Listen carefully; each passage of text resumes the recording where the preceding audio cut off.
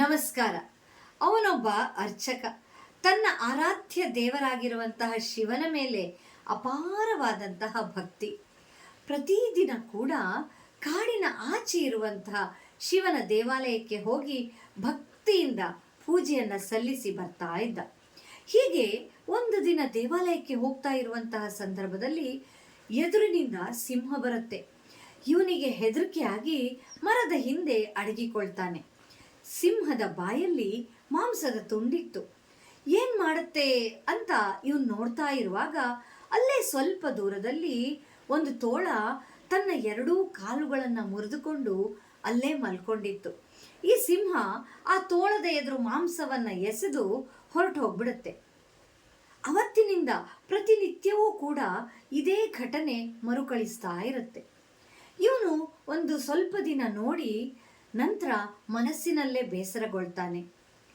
ಒಂದಿನ ಶಿವನ ಹತ್ರ ಕೇಳಿಯೇ ಬಿಡ್ತಾನೆ, ಅಲ್ಲ ದೇವ್ರೆ, ನಾನು ಇಷ್ಟು ಭಕ್ತಿಯಿಂದ ನಿತ್ಯವೂ ನಿನ್ನನ್ನು ಆರಾಧಿಸ್ತಾ ಇದ್ದೇನೆ, ಪೂಜಿಸ್ತೇನೆ, ಆದರೂ ಕೂಡ ನಿನಗೆ ನನ್ನ ಮೇಲೆ ಕರುಣೆ ಬರಲಿಲ್ಲ.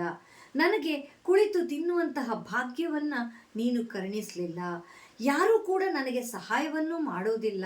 ಆದರೆ ಆ ತೋಳ ನೋಡು, ಕಾಲು ಮುರ್ಕೊಂಡು ಬಿದ್ದಿದ್ರೂ ಕೂಡ ಸಿಂಹ ನಿತ್ಯವೂ ಅದಕ್ಕೆ ಆಹಾರವನ್ನು ತಂದುಕೊಡುತ್ತೆ.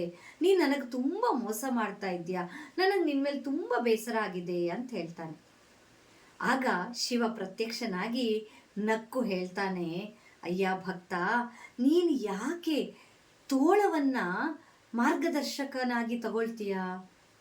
ಸಿಂಹವನ್ನು ನೋಡು, ನೀನು ಯಾವತ್ತೂ ಸಿಂಹದಂತೆ ಆಗಬೇಕೇ ಹೊರತು ತೋಳ ಆಗಬಾರ್ದು ಅಂತ ಹೇಳ್ತಾನೆ.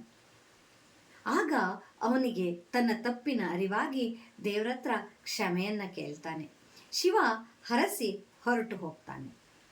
ಹೌದಲ್ವ ಸ್ನೇಹಿತರೆ, ನಾವು ಕೂಡ ಜೀವನದಲ್ಲಿ ಕೆಲವೊಮ್ಮೆ ನಮಗೆ ಅವ್ರು ಸಹಾಯ ಮಾಡಲಿ, ಇವ್ರು ಸಹಾಯ ಮಾಡಲಿ ಅಂತ ಕಾಯ್ತಾ ಇರ್ತೀವಿ. ಯಾಕೆ ನಾವೇ ದುಡಿದು ಸ್ವತಂತ್ರರಾಗಿ ಇನ್ನೊಬ್ಬರಿಗೆ ಸಹಾಯವನ್ನು ಮಾಡಬಾರ್ದು? ಈ ಪ್ರಪಂಚದಲ್ಲಿ ಎಷ್ಟೋ ಜನರು ಕಣ್ಣಿಲ್ಲದೆ, ಕಾಲಿಲ್ಲದೆ, ಕೈಯಿಲ್ಲದೆ ಹುಟ್ಟಿದ್ದಾರೆ.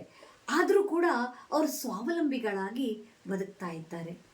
ಅಂತಿರುವಾಗ ಎಲ್ಲವೂ ಇರುವಂತಹ ನಾವು ಅದೆಷ್ಟು ಪುಣ್ಯವಂತರು. ಯಾಕೆ ಇನ್ನೊಬ್ಬರಿಂದ ಸಹಾಯವನ್ನು ನಿರೀಕ್ಷೆ ಮಾಡಬೇಕು? ನಮ್ಮಿಂದ ಯಾಕೆ ಇನ್ನೊಬ್ಬರಿಗೆ ಸಹಾಯವನ್ನು ಮಾಡಲಿಕ್ಕೆ ಸಾಧ್ಯವಾಗೋದಿಲ್ಲ? ಆಲೋಚನೆ ಮಾಡಬೇಕಾದಂತಹ ವಿಷಯ. ಧನ್ಯವಾದ.